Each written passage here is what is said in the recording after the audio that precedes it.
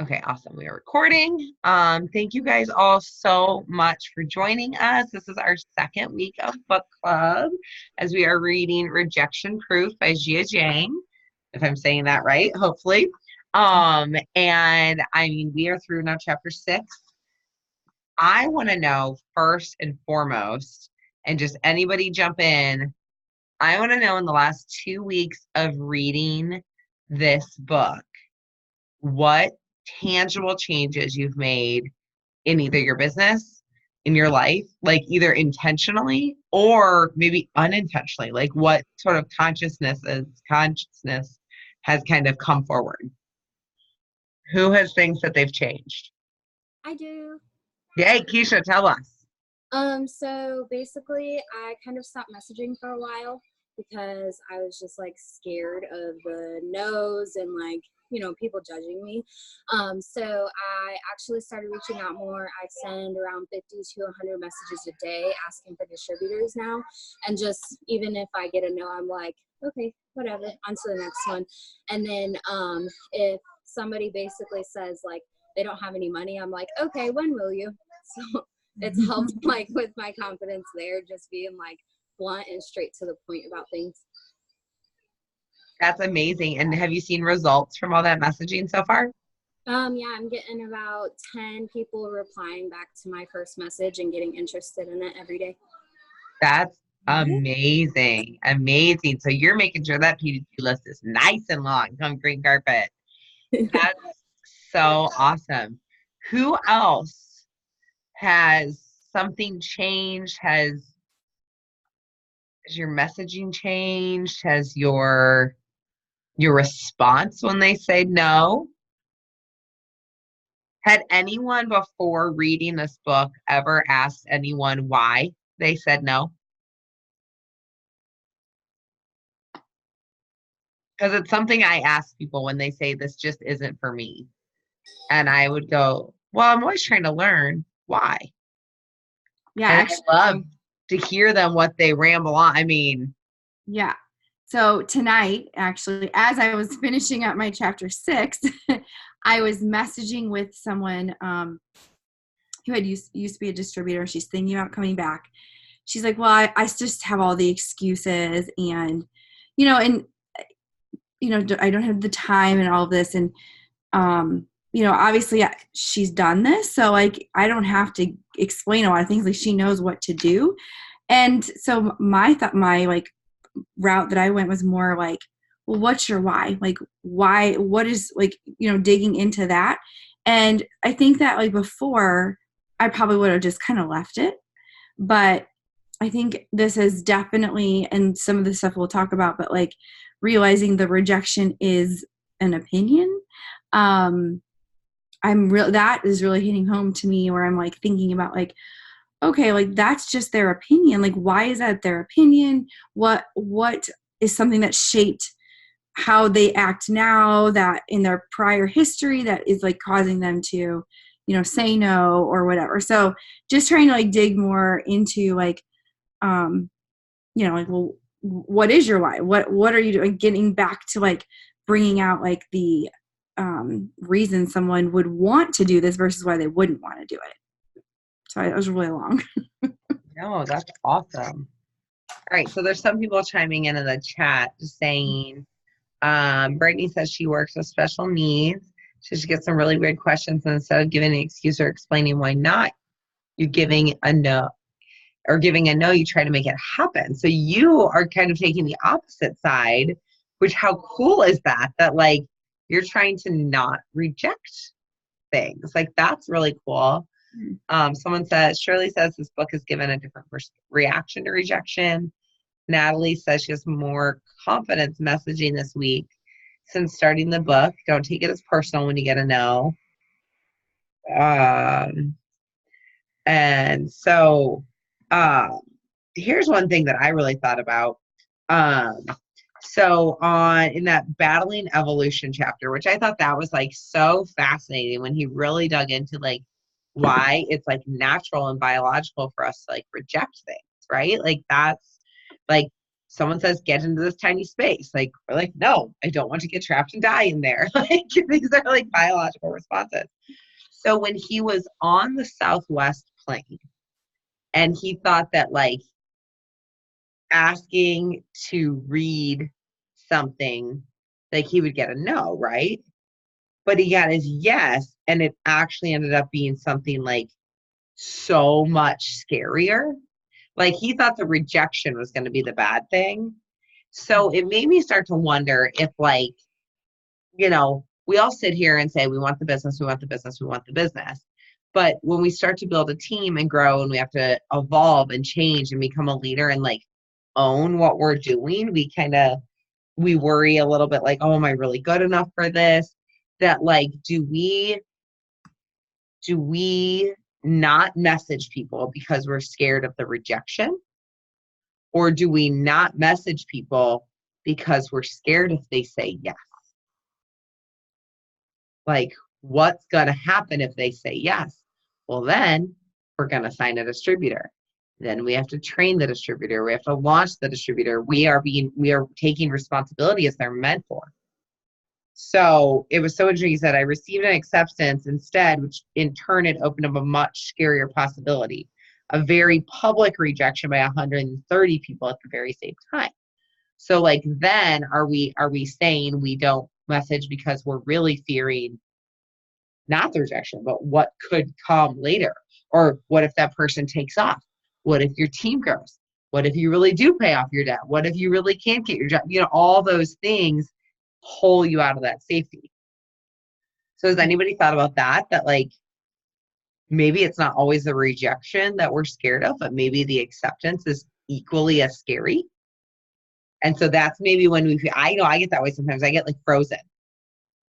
I don't know what to do because I just feel like I'm freezing. Can y'all hear me? Yeah. Yeah. Hey, it's Natalie. Yes. So when I first signed with Lauren, I remember her talking about like, yeah, you know, eventually you're going to build your team and you're going to be the leader. And I was like, oh wait, I don't want to do that. I don't want to do that. You know, it scared me. And so like, yes, I definitely have that feeling, or have had that feeling. Wait, if people say yes to me, then I'm going to have to teach them, you know? And so that can be scary. Like, yes, I want the yes from them, but then I'm like, oh no, now I've got to like build them, you know, build my team and grow them. So I can definitely relate to that, but I hadn't thought about it like that until you just said it. Yeah, it's like I reread that line a couple times. I was like, oh my God, his yes actually turned way scarier. Oh yeah, I think also with that is like back when I was still working full time a few years ago, and I wanted to leave my job. You know this, Allie. Like I like had conversations in my head over and over and over of like, how could I actually like tell my boss I'm going to quit? Like, how could I like, what would they say? Like kind of like what he went through when he said he was quitting, and like, how would they react? And I mean, luckily, I guess it wasn't my choice. I got laid off, but like, I think back now, I'm like, would I have ever actually done it? You know, like if it wasn't done for me, would I have ever actually done it? Because I was so scared of like just like them being like, what is wrong with you? Why would you be doing this? Like rejecting leaving my job. You know what I mean? Like, so yeah, I think that is absolutely spot on with that. Or like becoming a leader and thinking you have to start a team page, start doing Zooms for your team, running power hours, making training videos, like all the things that you can start thinking in your head that you don't have to do. I mean, it's not like, you know, like you shouldn't let something like that scare you from becoming a leader or wanting to grow your team. But I think that sometimes we get caught up in like, oh, I'm going to have to do this. I'm going to have to like put in this extra time when it's not, you know, like you're still, your main thing is like work your business, you know, but like, I think sometimes as we're growing into leadership, we get caught up in like the expectations of what a leader should be doing, when like, don't even worry about that. Just get to where you want to go first, you know, and then decide if that's what you want to do. Mm-hmm. I want to hear from some other people. Like, what was something that you like highlighted or underlined or took notes, or really like you had to go back and you were like, yes, wow. Like, who had one of those like moments or a certain passage that like really resonated with you? I had one, and it's kind of weird. I don't know why it stood out and is so meaningful to me, but I think, can you hear me okay? Yeah, perfect. Okay. I think sometimes like I'm a yellow and I'm an introvert and I don't like attention. And when you guys were talking about, when your team grows, I mean, I had that happen. And I think I talked about it pretty openly, like as the team was growing and people kept saying yes and they would hit diamond. It was like, how is this happening? And I don't know how to run a business. I don't know how to be a leader. I don't know how to work a team page. Like it was just so much all at once. And then the events came and it was like, Allie, I'm sure you remember this, like lines of people wanting to take pictures and I couldn't even go to the bathroom. So it scared me and overwhelmed me. And I actually prayed for it to stop because it was so much. And then I would go in my hotel room and cry because I couldn't handle it. I like one-on-one and small groups, but it was just a lot. And so this book, I think, validated that. And also because I am afraid of rejection, I thought, man, can't keep going like this. It's going to stop. And then what are people going to think about me? You know what I'm saying? Like, are they going to think I'm a bad leader? It was just a lot of pressure. And so it was on page 59 and it was like the last paragraph of page 59, but it said that, experiencing a devastating rejection, like losing a job you've had for decades, getting passed up for a promotion, or having your spouse want a divorce when you don't want to quit the marriage is life altering. And it just validates that, like, for some people, like, you can't just tell people it's meant to be, it'll be fine. Like, rejection, that is like hardcore. Like, that's stuff that will paralyze people and emotionally, mentally mess them up. And for him to validate that having to learn how to deal with rejection is important because life's not always going to be rainbows and butterflies. You have to know how to do the good stuff, which I didn't know how to do that. And you have to know how to handle the bad stuff too. And so, and then when he researched like rejection and there was nothing out there for him to like, it was all this stuff about the good stuff, but like nobody paid attention to the importance of rejection and how to handle it. So, I don't know. I just kept going back to that paragraph and highlighted it because it just made me feel like, okay, I'm not a weirdo for like worrying so much about what people think and worrying so much about rejection, even with like dumb stuff. If somebody doesn't laugh at something that I think is funny, that I make a joke of, I take it personally. It's like embarrassing to me. Like if I try to make a joke or someone tells me, happy birthday. And I'm like, you too. Like that's embarrassing to me. I do that kind of stuff every day. And I don't know why I'm so awkward and why I'm so weird and wired so different. But this book is just like, I love it because I feel like I could be friends with him. Like we are both very socially awkward and handling rejection is just like a really big struggle for me. So this book has just been like a breath of fresh air, breath. Chantel, I actually had sentences in that same paragraph highlighted because I agree. I think that is like spot on. And then he went right into rejection versus failure and how we almost glorify failure and we're like totally fine with that because we can make excuses for it.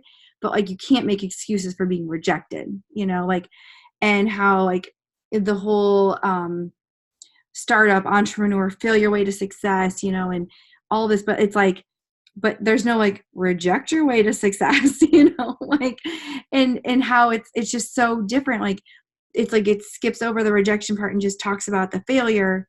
Well, failure is kind of like, okay, what happened? What went wrong? This is why it failed. Like you can analyze that. Like you can see why it didn't work, but like you can't analyze why you were rejected. Like you can't analyze like what happened, what was someone else thinking, unless you obviously ask why or follow up with more questions. So I'm with you on that one. I thought that was a really important point there. Anyone else? Even not in chapter 4, if you want to even talk about chapter 5 or 6, like anyone else have like something that stuck out to them? Well, I want to point out that I appreciate how, as he's been rejected, well, his whole process was he's prepared for the rejection. That he has his joke, his comeback, his positive, like, okay, we're good with it, as opposed to that very first time when he ran away. But he's learned from that and he steps up. But I appreciate that. It's something to keep in mind.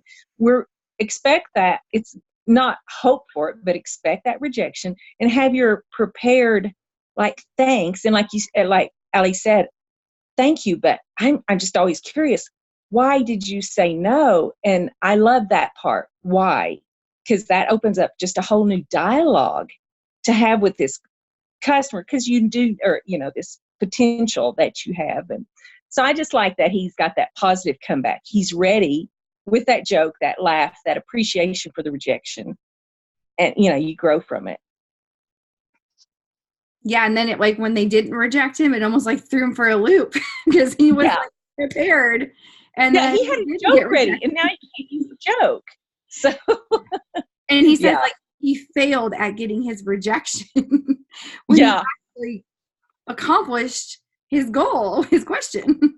Yeah, and I love, that whole change in perspective. It was just like day and night. We have switched. We now have a positive outlook on that rejection. Like, wow, okay, dadgum. Now he's out searching for yet another rejection. It's just kind of crazy, but I love that change in perspective he had. And, it works for all of us. It's just getting past here. Mm-hmm. Thank you.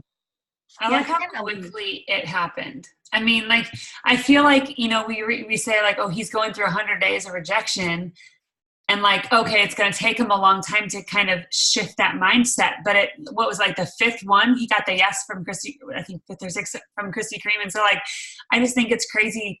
Like, I was like, really, like, that soon? And so if you guys, like, I think we get so caught up in not even taking that first one to get the rejection that, like, it's that, it's kind of like that picture that has the person on top is like digging, and he literally gives up digging right before the gold, and the person on bottom or whatever, like, digs all the way to the gold. And it's like, I feel like we are literally that close to someone saying yes, but we're just so caught up in our own head.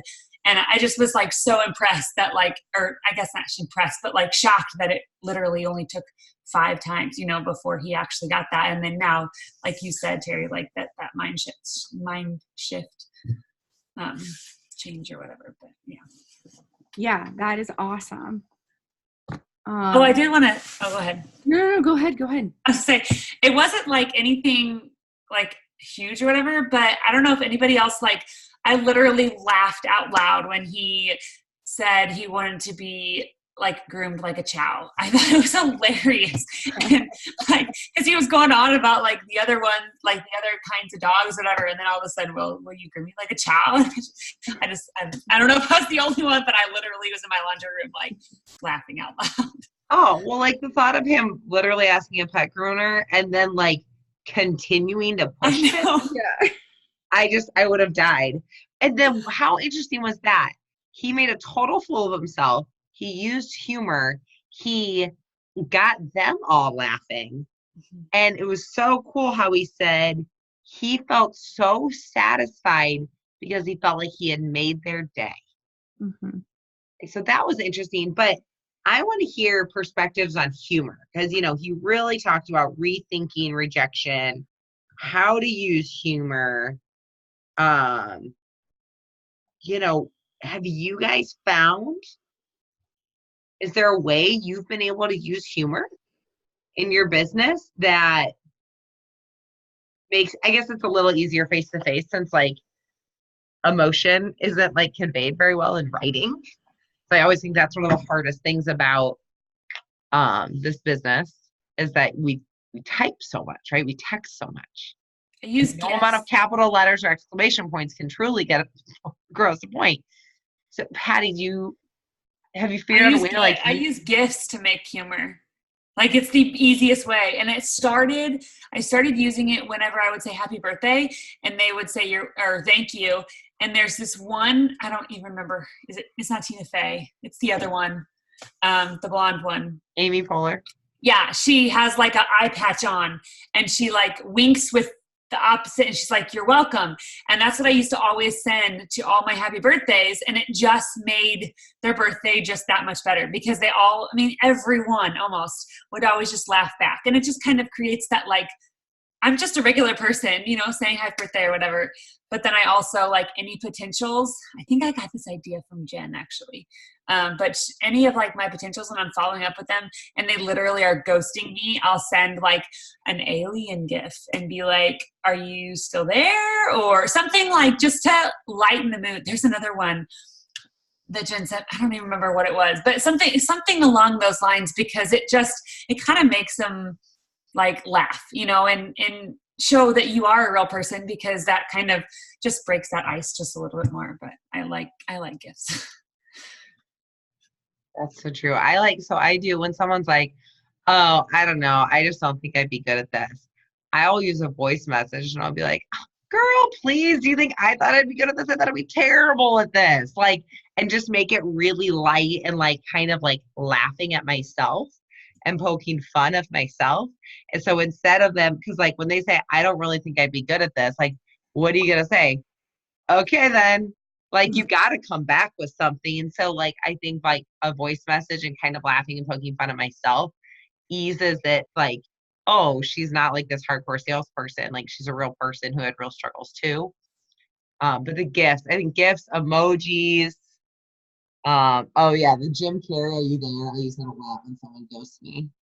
Go live and just keep it kind of like let people see your personality, and just keep it lighthearted. I think that definitely is another way. Like, I know it's not the same as like asking the question, but like, I think you're still like so much of your audience sees you when you're live. But my audience always loves it when my kids like mess up or like my kid has broken my whisk or my frother like on live. And I'm like, well, I don't know how I'm going to mix it now or something like that. And then we fix it or something. Like they just always love when people screw up. I mean, you have to like show them that you're not just this perfect, like picture perfect world because we're not, none of us are. That's just our highlight reel. And I feel like people need to see that. mm-hmm. I actually held on. Oh, let me start my video. Sorry. I actually held on to this follow-up that I had for a really long time.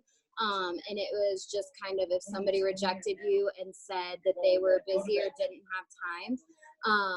At the end of it, basically I state like I didn't think I had time either. I was working full-time with 2 daughters and my fiance was working an opposite shift than me. But I found that I can work this business in while I'm playing with my kids, while I'm watching Netflix, when I'm out with friends, and even while I'm on the toilet. And so I kind of put that in there when anybody kind of just comes back at me and says that they're too busy.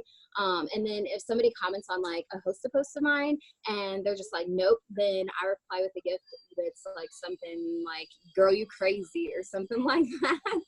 Just to kind of lighten the mood so that like my whole host post doesn't go downhill from there, but then it actually kind of relivens it up.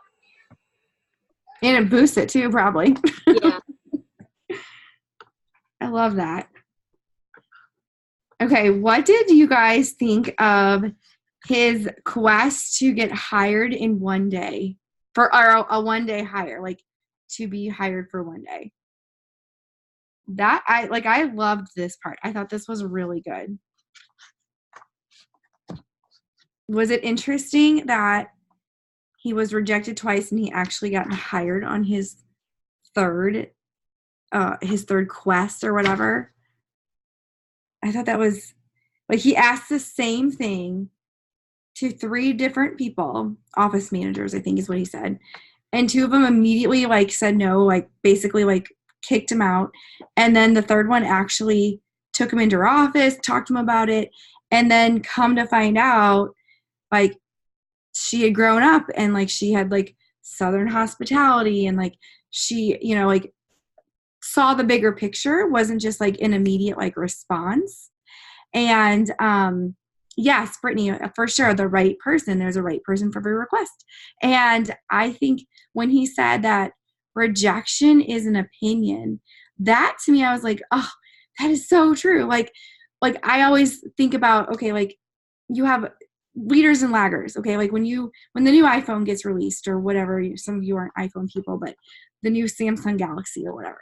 So some people will be on the wait list months in advance, standing in line. Those are the leaders. They're the ones that like, they want to get the very first, as soon as the new technology is out, like they have to have it. Then you have like the median people who maybe wait 6 months and make sure there's no bugs, and then they go buy it.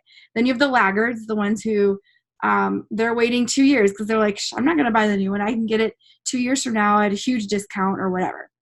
That is just like marketing 101. Like you are going to have all those people in all those different extremes. Just like the manager, you have the ones who, boom, they're just going to reject it immediately. They're not even going to look at anything. Then, and it's same like anywhere. Like you have a resume that goes in, like there's just going to be the ones that just like cut you out right there, you know? And then you have the people who actually like take a second look, think about things, like look at the whole picture, like inquire, like, why are you trying to be hired for one day? Like, what is the point of this? Like, actually ask him questions. Like, and the same in our business. Like, you are going to have the people that you send a message and ask them, do you want to be a product tester? And they say, heck yeah, I'm looking for plant-based products. What do you have? And like, you tell them what we have. And they're like, oh my gosh, I want this and this and this. And they sign up that day. You know, like the dream customer, right? Like you are going to have some of those. And I will tell you, those are rare, just like the people who are waiting in line for the iPhone. That's like not the majority of people that own iPhones are the ones waiting in line. It's probably like less than 10%. And then the majority of people are probably going to need 5 to 6 follow-ups. They're your median people that, you know, wait 6 months to get the iPhone. They're going to probably wait, hopefully not 6 months, but 6 follow-ups before they sign up. And then you have the laggers, you know, the ones who are going to watch you for 3 years before they become your customer. And that's just how they are. That is just their nature. And that's part of it is like, you can't like, you can never, like we say, like, you can't say the right thing to the wrong person. You can't say the wrong thing to the right person. So true. Like if someone is like, their nature is never to jump right in, they're probably not going to jump in the first time you message them about being a product tester. Or they may ask you 50 million questions. They might be green. But most people are going to need follow-ups. Most people are going to be like that manager where she's asking questions, wanting to know more. Like that's just how our business is. So I don't know. To me, like the rejection being an opinion, I think it is. It's someone's opinion. It's their nature. It's part of it is just like how they grew up, what kind of like culture they grew up in, like what kind of, you know, just all the things that like create a person, like in their personality, like that is just part of their nature.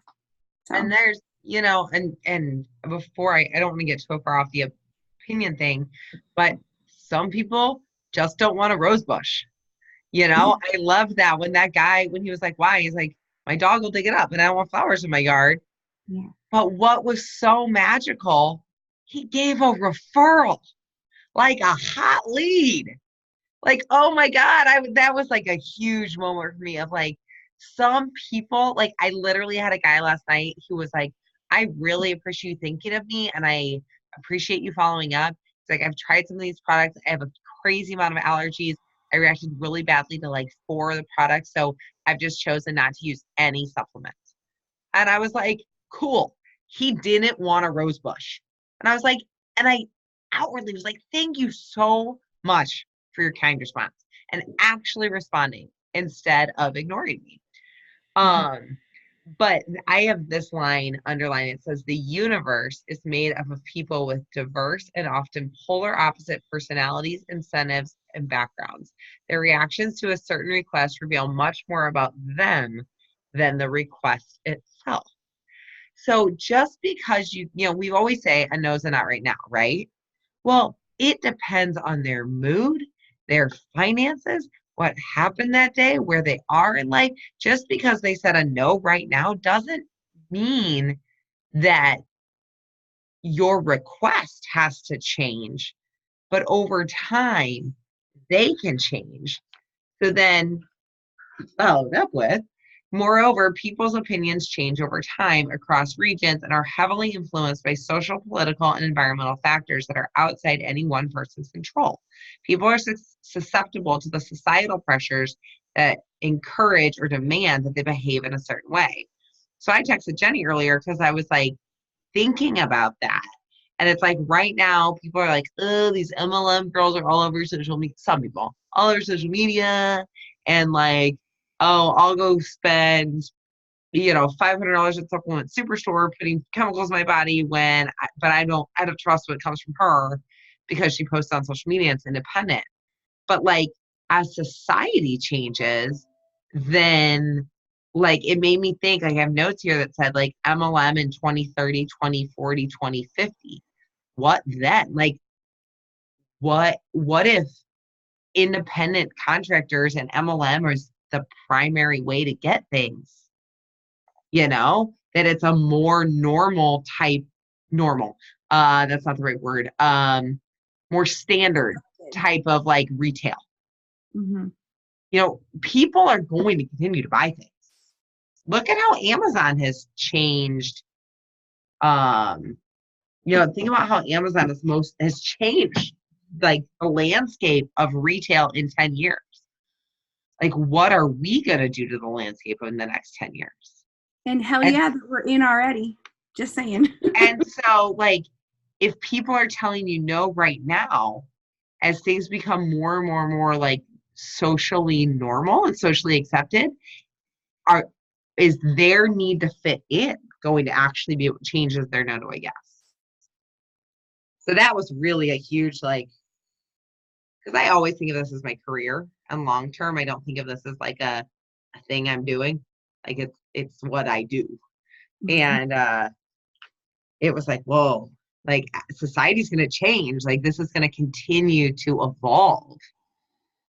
Yeah. Well, and like, look at this, just even the personal development. Well, okay, here's one just example. 5-6 years ago when I got started, there's no way I went and saw online a Girl Boss t-shirt or a Girl Boss Ray Dunn mug or you know what I mean? Like that wasn't even a thing. And now it's like Girl Boss is like everywhere. Boss Babe is everywhere. Like there was I feel like the personal development landscape wasn't even close to what it is now, much less women in that arena, I mean, and I think just seeing that whole shift in 5 years has been huge. And you think about that, well, what is that doing? That's causing way more people wanting to be entrepreneurs.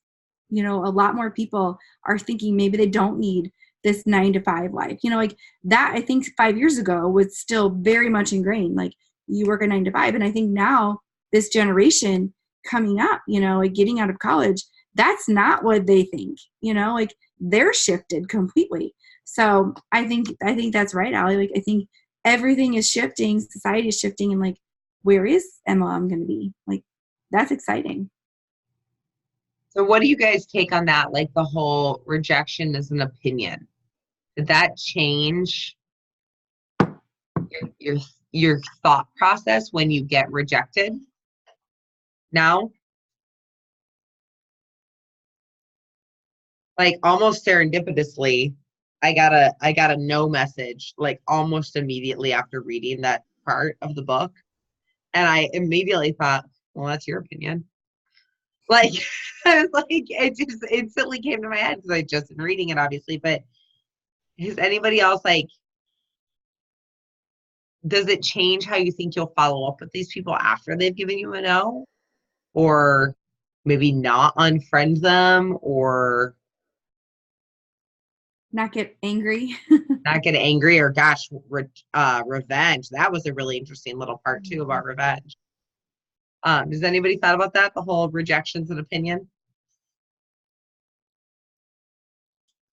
I think it makes me not, I know, and this might be backwards, but it like makes me not care. Like I just had a girl today just say that she had 2 friends that like she's all about ready to sign up. And then she realized it works. And she just was like, oh my gosh, I had 2 friends that did that. And I mean, just totally like, blah. And and how much those two friends hated the products and they weren't successful. And so she's really not going to do that. Sorry, thanks anyways, or something like that. And it made me like, I don't know, like it really made me want to, I mean, to begin with, and until just hearing you say that, you know, I mean, I listened to it on the audio or whatever, but like just hearing you say that, well, that's her opinion. Okay. I don't have to get mad at it. Like, I don't have to be like, have to defend it because that's her opinion and I'm still going to be here. And I kind of just, and I haven't responded to her and I kind of just want to be like, okay, well, I'll still be making money. I mean, I don't know. Like it doesn't affect me. Like you can continue to follow me, but I'm going to still keep going. You know, I'm going to keep going and regardless what you think, because I think that like my first initial reaction is to be like, defend. Like, are you kidding me? Like, like, of course those people didn't work. You know, my red wanted to come out and just be like, blah, but that's just what she thought because that's the only thing she knows. And all she has to do is just continue to follow me and hopefully she'll come around because she was definitely interested in the beginning. So I think it just kind of makes me want to just step back like, okay, that's what you think, but that's not reality. So, okay. Yeah, this line actually, I called my daughter in and I kind of like talked to her about it. And it says, rejection is human, which we talked about, it's biological. It's an opinion and it has a number, which that's so interesting. You know, we always say if you want 10 responses, you need to send 100 messages. If you want a yes, if I viewed other people's opinions as the main judgment of merit or success, which is what I was doing when I took every rejection to heart, then my life would be a miserable mess. I'd be basing my self-worth and even the course of my life on the whims and judgments of other people. I mean, I straight up called my third grader in and I was like, I need to talk you through a life lesson here. Like I read her that and then she's like, I don't know what that means.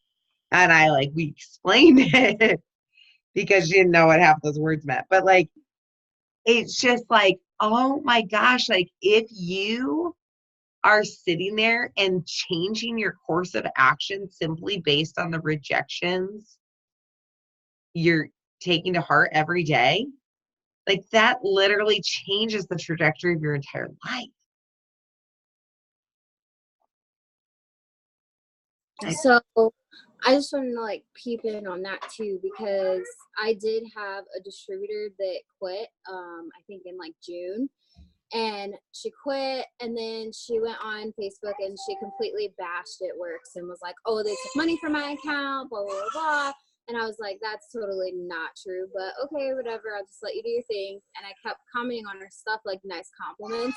And sure enough, I followed up with her this month and I was like, hey, just kind of starting a fresh new slate. Was just curious if you wanted to get back started working again. And she's like, yeah, actually I do. And she's actually been doing really good. That's amazing. What is it? You catch more flies with honey or something, whatever that saying is. Like, there's no point in burning bridges ever in this business. There's not. No. Holding grudges, like obviously, like if there's somebody negative like in your life that you need to remove, that's one thing. But if someone didn't hurt you, they made a decision you don't agree with, like, okay, they're gonna do them, you're gonna do you. Mm-hmm. Because someone else's decision for what I think so often, like maybe someone goes to another company, we're so quick to block, right? Because we feel like when they go to another company, even though they feel that that's the decision that's best for their family, because why would they do anything else besides what's best for their family? We feel rejected. And we start to have this doubt of like, well, why did they go? Like, do they know something I don't know? Like we start to formulate this doubt and fear in our head because we feel rejected by them because they chose to walk away from what we love. So that was something I really thought about. But yeah, like I can't tell you in the last month how many top leaders I've heard of that left, looked for greener grass in the last couple of years, come back. Mm-hmm. And they are starting at the bottom as a brand new DT because they're like, there's no place like home. And you guys, they're coming back to the people who were always kind, who didn't burn bridges, and so Keisha, you are dead on with that. just because somebody decided that this wasn't for them or whatever, like revenge. What did he say? Like in that study, revenge was like almost always, people always wanted it, but it was like always regretted. Mm-hmm. There's no reason. There's just abundance in this world. Like somebody walking away to do something else, or that has nothing to do with you. It has everything to do with that. And look, did you guys see how many times Harry Potter's book got, or the Harry Potter book got rejected? Like, that's just crazy to me. That was really crazy. I'd always heard that, but like seeing those numbers. In the comments that people actually said to these authors about their books as they were rejecting them, like, you think about, like, yes, of course, we get no's. In my experience, I've never had anyone be like outright mean to me when they told me no, but like these people are like mean to these authors, like, and they still write the book, and they still write more books, and they still go and try to like shop their book around to get published. So like, I feel like, man, they can go through that. Like, clearly I can ask someone to make extra money, right? Like, I mean, like, Anne Frank, Diary of a Young Girl. Like, are you joking me? 15 times. Lord of the Flies. Like, The Help got rejected 60 times. yeah. Any of you guys are Rachel Hollis fans? Her first fiction book got rejected by every publishing house in the entire country until she finally Googled how to self-publish a book. And now look. And now look at her. It's crazy. And even they told, you know, her publisher even told her to take out one of her chapters in Girl Wash Your Face, because they said it would ostracize people. They told her, like, that's not how you make people happy. And she was like, no, I won't publish my book with you if you want to do that. Like, so she stood up to that. They said, we don't like what you're doing. We don't like what you're saying. We think it's going to hurt your sales. And she felt rejected. So instead she like rejected back. And well, it was her, and it was what she felt like. That was her morals, and that was her something she really felt like people needed to hear, like what she believed, and she was speaking life, like about what she believed. And I think in today's society, like people are so afraid to speak up and say, I believe in God, or you know what I mean, like, and because you don't want to offend anybody. And I think that like the fact that she stood strong and was like, no, I'm going to publish this chapter, you know, I think that it just speaks volume. kind of like where he's talking about like the McDonald's chat, the McGriddles, but then he gets into this analogy about like military warfare, about retreating or routing. But he says when you're already so uncomfortable making a request, it can be hard to judge whether you should keep going or get the hell out of there after a no. So like that is interesting. Like when you get a no, it is really easy to be like, okay, cool, thanks, bye. Like, I learned this early on at vendor shows. So vendor shows back in like 2013, 2014. And I would say like, oh, have you ever tried it? It works. Have you ever heard it works? And they'd be like, oh yeah. And I'm like, oh, great. So you've tried it? They're like, no. I'm like, you've never tried a rec? I'm like, no. And I'd be like, why not? And they would never have an answer. And they would stop and start talking to me. But it's so uncomfortable. Like it took a lot of practice at a lot of in-person events because asking questions uncomfortable, getting a no is uncomfortable. So to like lean into that discomfort is like, ooh. And I'm pretty red. And that's like still like but I'm no blue. Who else? Like, what are things in asks and rejections like that make you guys uncomfortable?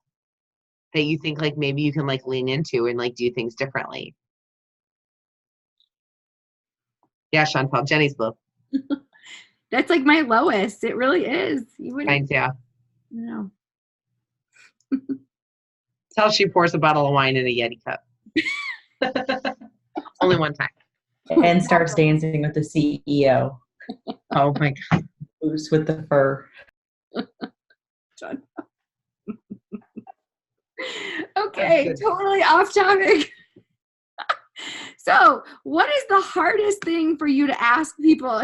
Like, what is your hardest thing to get out of your comfort zone? Like, what do you feel like, like what gets you uncomfortable? Is it like when you're asking people to be a customer, to be a distributor, like what is hard for you?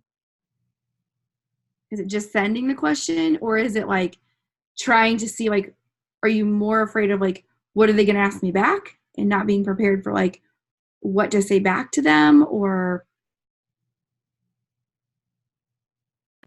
Everything about it's uncomfortable to me. The asking, waiting for their answer, when they sign up, if they're going to be like, if they're not successful, are they going to put that on me? Walking into a football game is uncomfortable for me. Are people staring at me? So like everything about this business is so uncomfortable for me. And yet I love it so much. And I would not there you change go. a thing. There's And our I outline would do it ambassador. all over again in a heartbeat because of what it's done for me and my family and my life. You're awesome, Chantel. I just love that. And I love that you're so vulnerable about that and honest about it.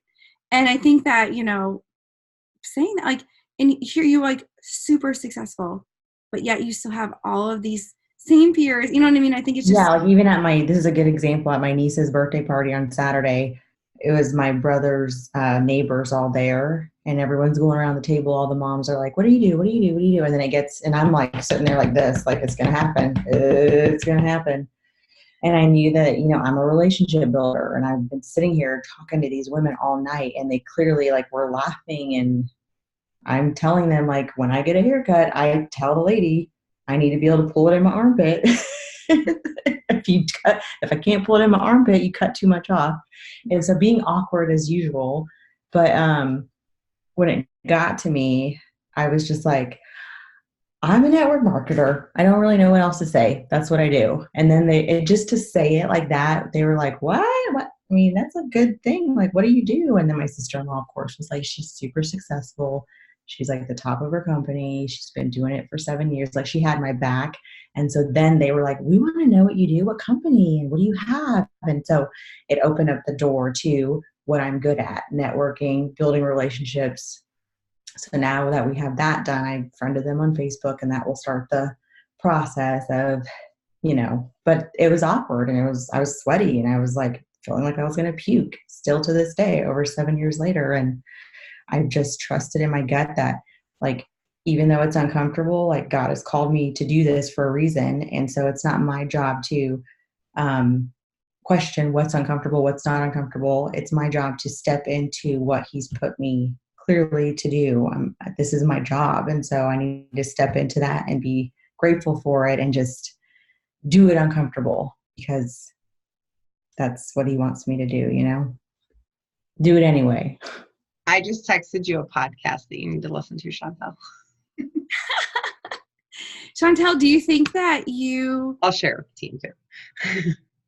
But no, I mean, like, even the other day I was like filling out an app, like this online application with my husband, and like, it says like job title, and it's like, what do you say? But I almost wonder if like, because I feel the same way, are we feeling like we're going to be rejected for saying this is what we do?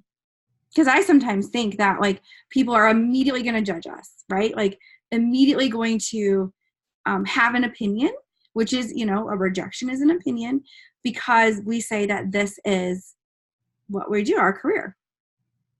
Yeah, so right out of the gate, like I've learned to just put it out there, and then I'll say things like, but I'm not the girl that's going to stalk you and chase you down and, bang on your door and message you all day, every day until you say yes. Like I love sharing this. It has changed my life. I'm good at it. And if you ever want to try the products or join my team, here I am. Like, you know what I do.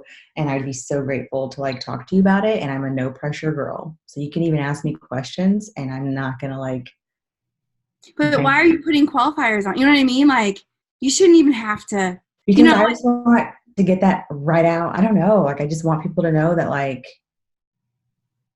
But see, this is the thing is I was listening actually to, I don't know, maybe it's the same podcast Allie was talking about, but a podcast today about like, we should be proud of like what we do. Like, this is what we do. Like, this is awesome. We are our own CEOs, our own company, our own business owners. But Yeah, like, and I do follow up with like, and because of this business, I've been home with my kids for 7 years, and I get to own my time, and it's you're a freaking changed my like life financially. millionaire from this company, you know, And I like get to help people do what, like teach them what I do, and I can see their ears perking up. Like they want to understand it, but I kind of like feel like this is a really weird example, but like for a long time we had horses and carriages in this country. And so think about like when the first vehicles came around, like people were probably like, weirdo, like why would you have a vehicle when you can just ride your horse, And so just like Allie was talking about earlier, like this will become the norm. Like it's going to be normal for more and more people are working from home and are, doing this type of business. And when I started, nobody was doing this on social media.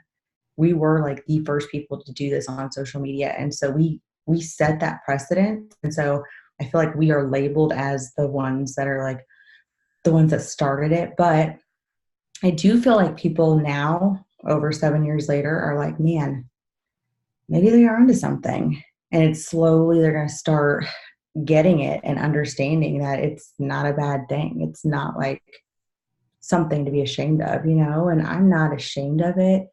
I just get annoyed with the stigma that it has attached to it. And oh, you're one of them. Like I get so defensive, and a little red will come out at me whenever people talk about that, because I don't feel like we're all the same. I feel like it is a business, and we sell product just like these boutiques sell clothes, and real estate agents sell houses, and car salesmen sell cars. We sell health and wellness products. That's not a bad thing. That are really, really good. all of those examples you just mentioned, they've all moved onto social media now anyway. Isn't that crazy? But it's annoying to me that my neighbor that sells real estate can post and everyone's like, ooh, you're awesome, congratulations. And yet we post and people are like, ugh, stop posting. I cannot like her post. She might message me, right? Yeah. It's so annoying to me. And so that is what I have an issue with. Like, it is no different. If you're posting something that you do or something that you sell, you're doing that. So it doesn't matter what it is or what the business model is. Like, if you're posting something about business or sales, it's all one and the same. Doesn't matter if it's a regular business or an MLM. Like, it's all the same. We're all trying to feed our kids and pay our bills, Exactly. Yes, I love that. We didn't veer off topic at all. I think that's the great thing about like reading books and not always reading multi-level marketing books, like not always reading sales books. Like any book, whether it be an autobiography, a coaching book for something else like this, like just a life book, any sort of nonfiction, personal growth, story, inspiration, it's going to bring you ahas. It's going to bring you things to connect to. It's going to bring you things that, tie to your business or your life. Sometimes I love just reading like an autobiography of somebody who has like overcome a lot. Like it's so inspiring, I'm like, oh, they can do that. Like I can get through 2 toddlers, So, we're almost at an hour. Does anybody else have like comments, ahas, just things that are like pouring out of you from this book? Are you like over it? Do you have other topics you'd love to make sure we talk about next time, or any other like direction you'd like to keep, is this something you guys want to keep doing after we finish the book? Do you guys want to start another book? These are all things we need to know. I just think it's nice to be able to like come together and just talk and it be just, I just think it's a great thing. I hope we continue to do these because I just think it's nice to be able to come on and just share our perspectives and it not be specifically about, I don't know, it's just building community. I love it. I think it's awesome. And I love hearing your guys' thoughts and opinions and stories. So I'm game for more and more. Has it kept people on track reading the book? Accountable? Yeah.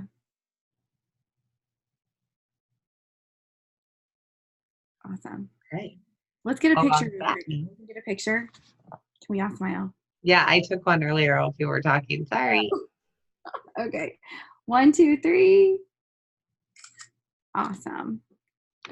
Some of you had this smile that's like, I'm going to kill you. Are you kidding me? But let's turn our cameras on. We work on social media, guys. That's what we do. And y'all, it does not matter how you look. It matters that you're present and real on social media. I look like this. All right. Well, so next Tuesday, same time, same place, after a long Memorial Day weekend. If you're like me, I'm going to try to get ahead on my reading. But we'll do 3 more chapters, and we just have next week and the week after, and then we'll be done because it's only a 12-chapter book. So I'm super excited. I've already had a few of you send me messages with suggestions for other books. So definitely, if you have read one or you've heard of one that like was really amazing, like don't hesitate to share that with us for sure. Or if you have a special, like a certain topic you want to focus on, money mindset, or more like sales, like, you know, classic like sales stuff, or, you know, more personal development focus, like that'd be helpful too. All right. Well, on that note, I'll get this up on YouTube and you share it with anybody who missed it. And y'all have a great night. Bye. Thank you.